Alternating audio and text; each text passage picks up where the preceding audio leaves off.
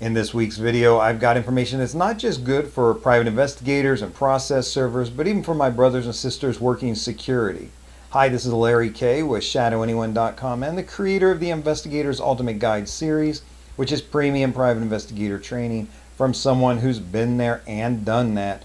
Today I want to share with you a very specific question that if you ask people and you get any answer but no, that should set your private investigator senses to tingling. And for security people, this can be a real opening for you if you need to move somebody off your property or get them to leave. So the question in a very formal way would be, do you have any warrants out for your arrest? More commonly, you might just say, you got any warrants? All the bad guys understand what this means. Are you wanted by the police is basically what it means. Any answer that they give besides no is a problem.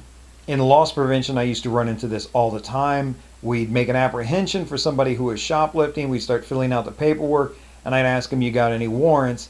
And they would say something like, well, I had one a long time ago, or I had one out in Fernando County, but that was for a thing, and we took care of it. And okay, that right there tells me most likely, yes, they do have a warrant.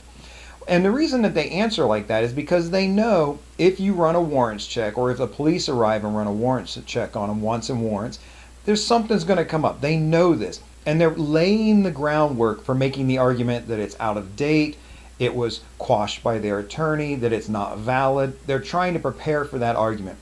What they may or may not realize is if a possible warrant comes up, usually law enforcement is going to contact the courthouse. They're going to verify the warrant is valid, and they're going to either bring the person in or not, depending on maybe it's too far away, that type of thing. But any answer but no should tell you that something's coming up, and they're preparing their lie. Now that's a very helpful thing to know if you happen to need to ask that question during an interview. But for security, now check this out.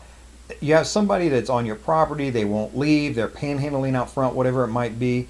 The mistake a lot of security personnel make is they'll go out and they'll right away say, you gotta leave, get out of here, or I'm calling the cops. Which for private security is pretty much, that's it. That's your trump card. That's what you can do, is you can call the cops, right? I mean, there are other things you can do up to and before that. But if you're laying out your last resort thing right from the beginning, that's a problem. So as a security person, try this on for size. Hey, you can't be here. You can't be panhandling here. If the person gives you any trouble, try this on for size. You got any warrants? No. That's the answer you'll very commonly get. Say, you want one? I have found that is a very effective way to move people along. And again, real quick, you got any warrants? No. You want one? No. Then you got to leave now. Okay, that has a very different tone and feel than I'm going to call the police, which they've heard 1,000 times before. They've heard it a dozen times before in front of other businesses on other properties. They don't care if you call the police, because let's face it, if you do go to call the police, they're going to wander off. The police are going to say no one was there. It has no effect on them whatsoever. So you'll be the only security personnel approaching it from this different angle and from a way that they've been jammed up before. They know if they get stopped and there's a wants or warrants check run on them and there's a warrant, that they're most likely going to go to jail. Even if they're clean right now, they still understand that having a warrant is bad juju for them, and they don't want any part of it. As always, it's not what I put in these videos that's important, but how you integrate them into your life, how you take a hold of that information and use it. So make sure that when you're watching videos online to learn, don't just watch it, that's neat, click and move on to the next thing. Really take a moment and say, do I understand what's being taught here? Am I prepared to integrate this into my life, into my profession, to move me forward, to set me kind of a notch above everybody else? Let's face it, whatever job you're doing, you want to be the absolute best at it.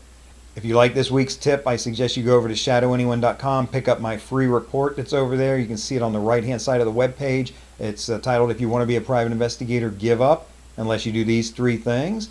You can get it right there, and it has some interesting information for you. In the meantime, this is Larry Kaye with ShadowAnyone.com. Remember, do the right thing, even if it's the hard thing.